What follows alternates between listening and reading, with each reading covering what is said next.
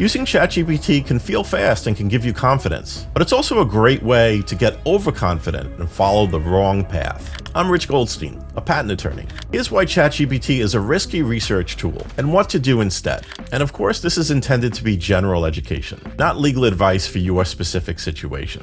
Problem number 1, ChatGPT can be wrong, incomplete, or outdated. The first reason is the simplest. ChatGPT doesn't do patent research the way that patent research needs to be done. Patent research isn't about creating a good summary. It's about precisely finding the right documents and comparing specific technical details. ChatGPT can miss key prior art, mix up details, give you a clean list that's incomplete, or sometimes create something that really sounds real, but it isn't. And the danger here is psychological. When something is written clearly, you trust it. You start building your strategy and a business plan around it. And patentability doesn't care about how clean the answer looks. It cares about what's actually been published and who came first. So if you use ChatGPT as your research engine, you could end up filing a patent application that never stood a chance because you didn't find the most relevant patent reference that could have changed the whole course of how you approach the project. Problem number 2, you can accidentally disclose your invention. Second problem is that people paste their invention details into ChatGPT. And if you do that before you file, depending on how the data is used, you may create a public disclosure problem. Now, the rules of that depend on where you want protection. In the US, there may be a 1-year grace period for certain inventor-originated disclosures under US patent law. But outside the US, you can't assume you have the same safety net. In Europe, for example, the patent grace period is very limited, mainly tied to narrow situations like abuse or certain types of exhibitions, and it's measured in months, it's not even a year. Here's the practical takeaway. If you disclose too much before you file, you could lose foreign patent rights, even if you still have options in the US. So when someone says, I'll just use ChatGPT to help me research and explain my invention, my first thought is, are you accidentally turning your invention into public prior art that could be used against you?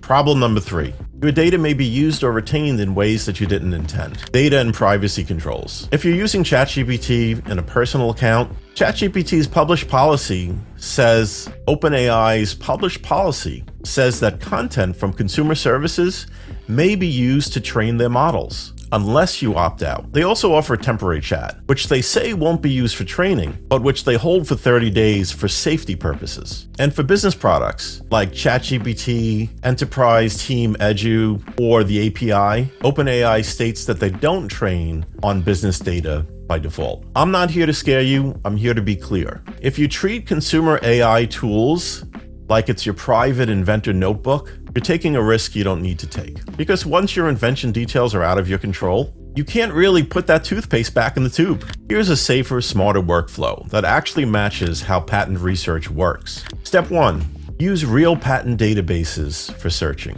Google Patents, USPTO, a SpaceNet, WIPO. The point is, you need the actual documents, not an AI model of the documents. Step 2, don't just search keywords, because different terminology can be used by others to describe the same invention idea that you have. So you can search keywords, but also search inventors and assignees within the same industry, and use patent classifications when possible. Step 3, once you find relevant references, read what matters, not just the cover page, the parts that actually define the invention. And in patents, that usually means the detailed description. That's where you're going to find whether the document actually reveals the details of your invention or it goes a different direction. Step 4, define strategy. What are you going to do next? Are you validating the market first? Are you filing a provisional or non-provisional patent application? Is international protection part of the plan? And a big part of your strategy is going to depend on what you find in your research, how closely your invention compares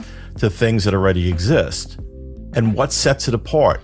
What are the things that are going to make your invention protectable? Is ChatGPT useless then? No, but use it safely. Now, to be fair, ChatGPT can still be useful. Just use it in the right lane. Here are safe uses. Brainstorming search keywords without revealing the secret sauce, explaining patent terms in plain English, searching through and summarizing a document that you've already found to verify what it's really saying. Here's the rule. Don't paste proprietary technical details or your full invention write-up into a consumer AI tool before you filed. If you want help doing this the right way, That's literally what we do every day. If you want a real patent evaluation based on actual prior art and your business goals, book a free patent strategy call. We'll help you figure out what matters, what doesn't, and the smartest next step to protect what you're building.